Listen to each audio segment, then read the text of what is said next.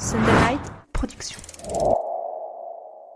En France, chaque année, des dizaines de coureurs sont disqualifiés de leur marathon. Et ce chiffre, il met en lumière une sombre réalité. La tricherie, elle est bien plus répandue dans l'univers du running qu'on ne l'imagine. Et parmi tous ces tricheurs anonymes, l'histoire de Rosie Ruiz a particulièrement marqué le monde de la course à pied. Il faut dire que Rosie, c'est pas n'importe qui.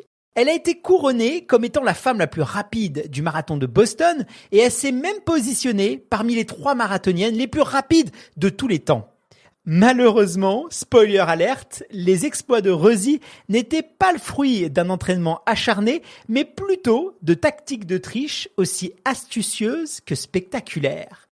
Vous vous apprêtez à plonger dans l'incroyable histoire de Rosie Ruiz, la plus célèbre tricheuse de l'histoire du marathon. Le monde de la course à pied recèle d'événements fascinants et spectaculaires. Chaque vendredi du 1er au 29 mars, plongez au cœur des histoires qui ont profondément marqué le running. Alors ajustez vos écouteurs et préparez-vous à être surpris. Bonne écoute!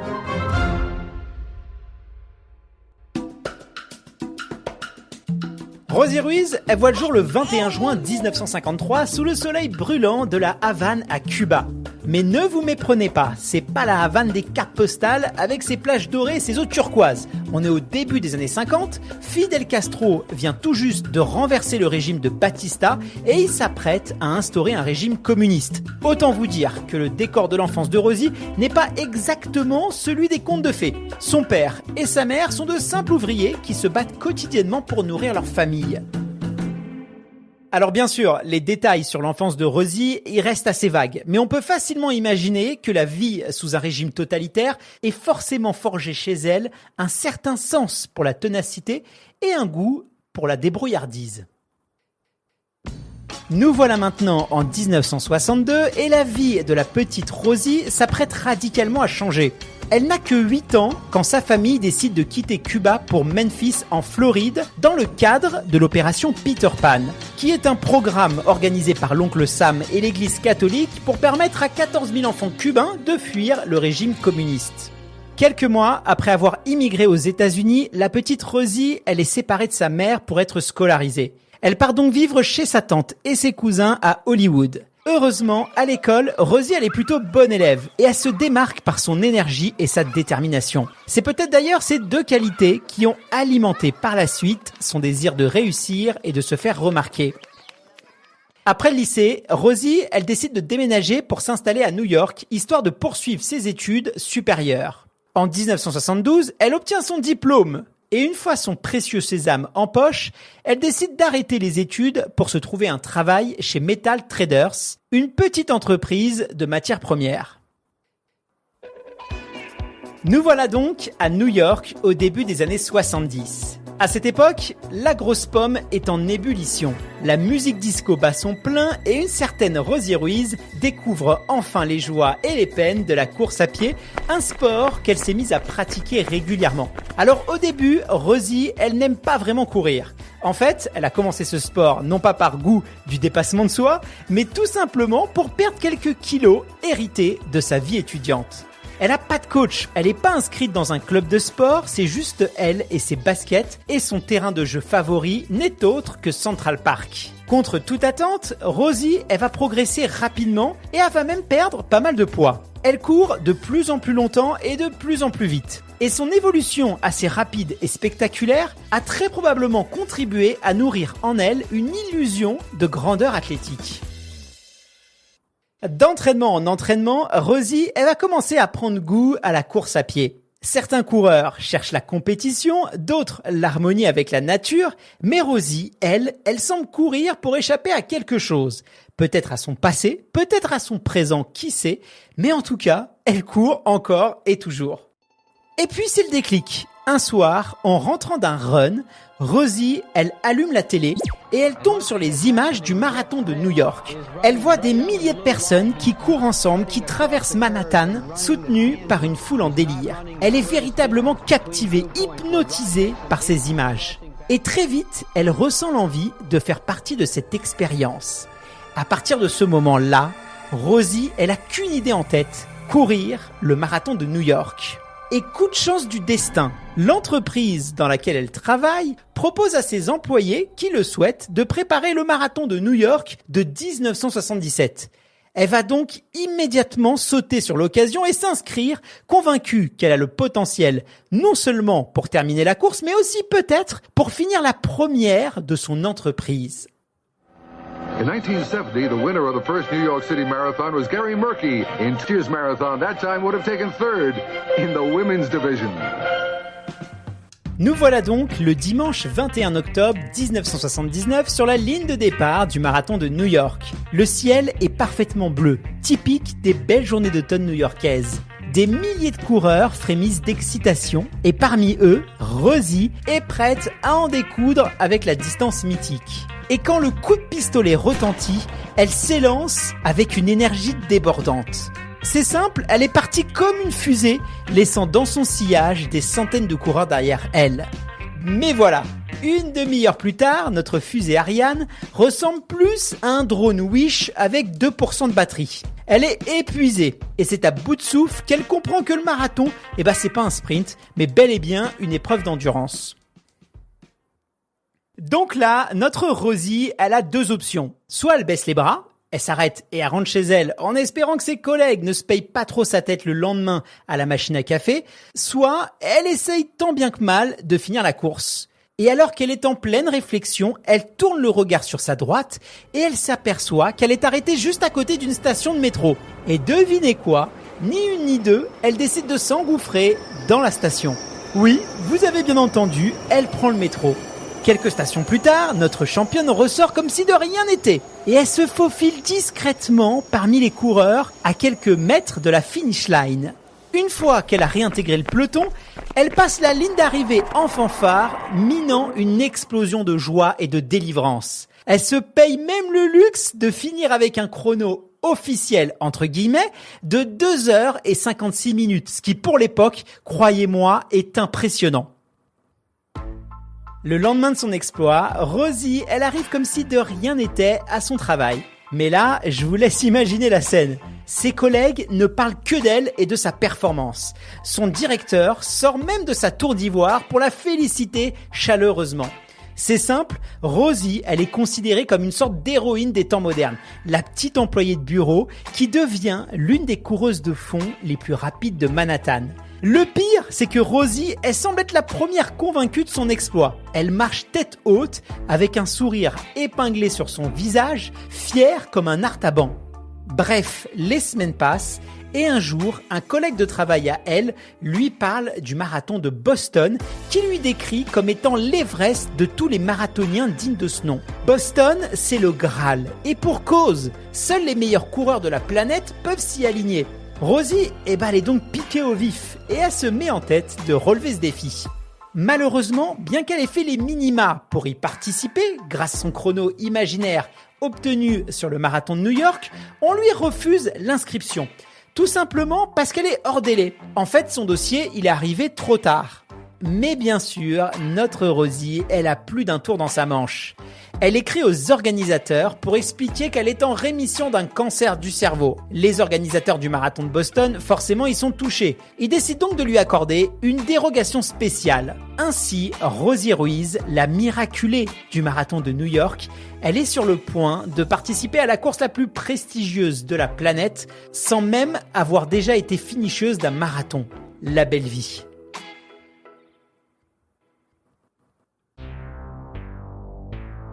Nous voilà le 21 avril 1980 à Hopkinton, dans l'état de New Hampshire. C'est de cette petite ville que sera donné le départ du marathon de Boston. Quelques minutes avant le coup de sifflet, l'hymne américain retentit. Et là, l'excitation et l'émotion est à son paroxysme. Tout le monde se tient prêt pour le départ. Mais attendez une petite seconde. Où est notre Rosie ? Eh bien elle se trouve à 41 km de là, confortablement installée dans son hôtel à Boston, en train de profiter d'un petit déjeuner continental. Son plan, il est très simple. Elle veut rejoindre l'avenue située à 700 mètres de la ligne d'arrivée pour se glisser parmi les premiers arrivants de l'épreuve. Et Rosie a même pensé à tout. Figurez-vous qu'elle a embarqué avec elle une petite bouteille d'eau, histoire de s'asperger pour donner l'illusion qu'elle a transpiré. Arrivée sur place, elle profite du désordre général pour enjamber une barrière et se glisser sur le parcours en se fondant parmi les coureurs, comme elle avait déjà fait quelques mois plus tôt. Mais cette fois, elle fait une erreur cruciale. Au lieu de se fondre anonymement dans le peloton parmi les meilleures coureuses féminines, elle rejoint la tête de course pour prendre tout simplement la première place chez les femmes. Et comme vous le savez, Rosie, elle a le sens du spectacle. Quand elle franchit la ligne d'arrivée, elle sort son meilleur jeu de scène, digne des tragédies shakespeariennes. Elle arrive en zigzagant, comme si elle était à bout de force. Les bénévoles, émus par cette tragédie de l'endurance, la portent même à bout de bras pour l'aider à quitter la zone d'arrivée en toute sécurité. Dans un premier temps, l'incrédulité règne sur sa victoire. Les interviews commencent et Rosie, elle se retrouve sous le feu des projecteurs. Mais son moment de gloire ne sera que de très courte durée.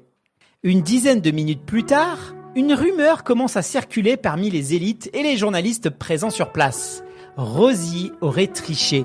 Il faut dire qu'absolument personne ne l'a vu courir, ni les élites, ni les officiels qui étaient présents tout au long du parcours, et encore moins les autres athlètes féminines. D'autant plus que son visage, il semble plutôt frais. Sans parler qu'elle n'a pas vraiment l'allure d'une marathonienne de haut niveau. Elle porte un t-shirt en coton, pas vraiment adapté à la pratique de la course à pied. Par ailleurs, sa morphologie, elle se distingue nettement des autres coureuses.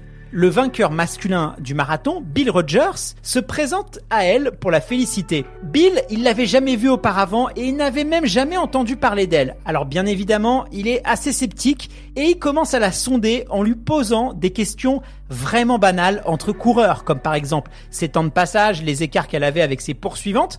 Mais Rosie, elle est amnésique. Elle prétend ne plus se souvenir de toutes ces infos. Bref, ça commence un peu à sentir le roussi pour elle. Une quinzaine de minutes plus tard, Rosie, elle est invitée à venir en régie principale pour répondre aux questions des journalistes et passer en direct à la télévision. La voilà qui se retrouve face à une consultante très célèbre puisque ce n'est autre que Catherine Switzer, la première femme à avoir participé au marathon de Boston et donc qui connaît particulièrement bien les subtilités de cette épreuve. L'interview post-course commence et là, ça va très vite tourner à un échange surréaliste. « Qu'est-ce que vous ressentez après cette victoire ?» demande Catherine, un sourcil déjà levé d'incertitude. « C'est une course fantastique, je m'attendais pas à ça, c'est seulement mon deuxième marathon » répond Rosie au calme. La conversation continue et chaque question de Kathleen devient de plus en plus malaisante.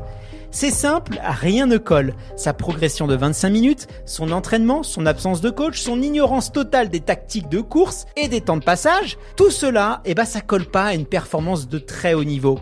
Comment avez-vous travaillé pour progresser aussi vite ? Vous faites du fractionné, vous pratiquez du negative sprint ? Demande Catherine qui fait absolument rien pour cacher son incrédulité. Je suis pas sûr de savoir de quoi vous parlez. Et non, j'ai pas d'entraîneur. Je cours toute seule, répond Rosie. Catherine Switzer, plus circonspecte que jamais, conclut face à la caméra. Voici Rosie Ruiz, la mystérieuse femme que personne n'a vue au checkpoint et qui a conclu son marathon en 2h31. L'interview est terminée.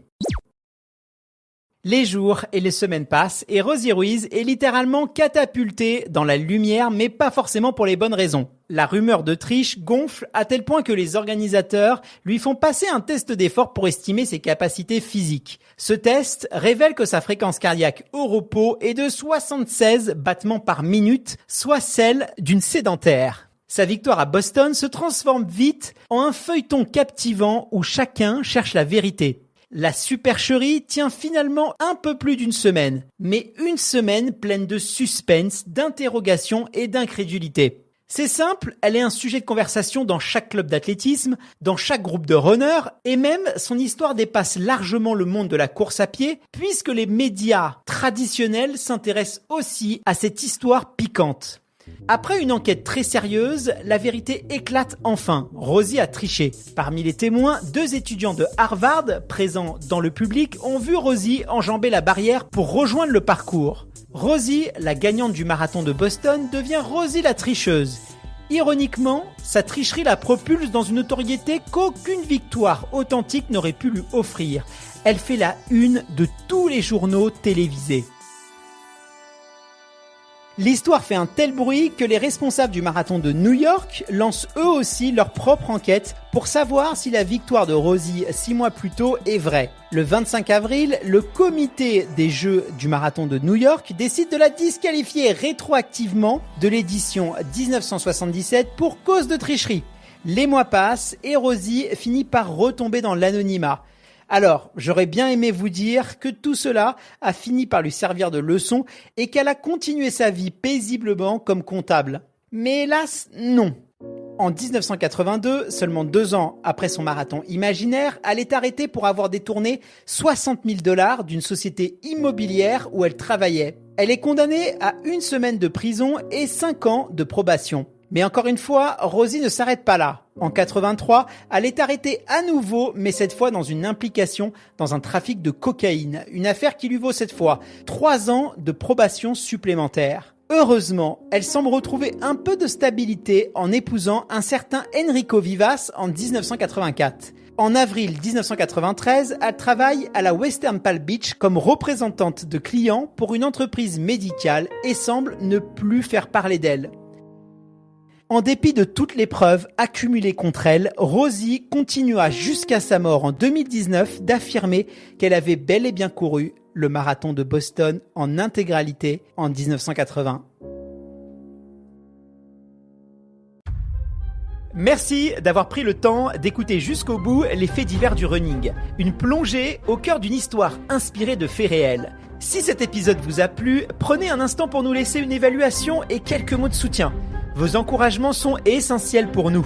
Je suis Guillaume Centracchio, narrateur et auteur de cette histoire pour Sunday Night Productions. À la semaine prochaine pour un nouvel épisode du podcast. À bientôt!